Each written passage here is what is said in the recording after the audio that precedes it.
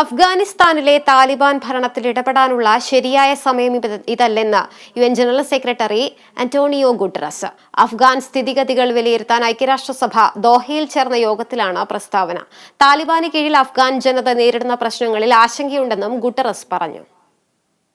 താലിബാൻ ഭരണത്തിൽ ഇടപെടാനുള്ള സമയമിതല്ലെന്ന് പറഞ്ഞെങ്കിലും താലിബാൻ ഭരണം അഫ്ഗാൻ സ്ത്രീകളോട് നടത്തുന്ന അതിക്രമങ്ങളെയും വിദ്യാഭ്യാസം നിഷേധിക്കുന്നതിനെതിരെയും ആന്റോണിയോ ഗുട്ടറസ് ശക്തമായി അപലപിച്ചു.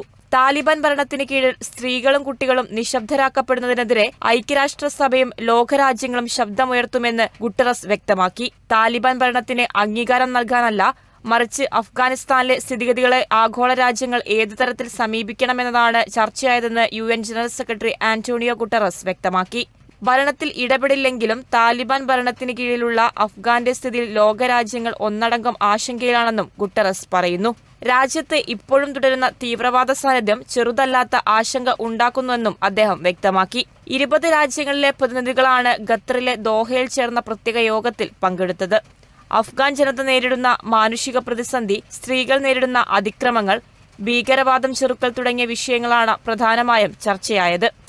എന്നാൽ യോഗത്തിൽ താലിബാനെ പങ്കെടുപ്പിച്ചിരുന്നില്ല. 2 ദിവസമായി ചേർന്ന യോഗത്തിൽ താലിബാൻ പ്രതിനിധികൾക്ക് ക്ഷണമില്ലാത്തതിൽ കടുത്ത പ്രതിഷേധമാണ് താലിബാൻ നടത്തിയത്. യോഗത്തിൽ നിന്ന് ഒഴിവാക്കിയത് അനീതിയാണെന്നും താലിബാനോട് കാണിച്ച വേർതിരിവാണെന്നും പറഞ്ഞു. അഫ്ഗാൻ ജനതയുടെ പ്രശ്നങ്ങൾ താലിബാന്റെ സാന്നിധ്യത്തിലാണ് ചർച്ചയാകേണ്ടതെന്നും താലിബാൻ ആരോപിച്ചു. International desk, Kerala vision news.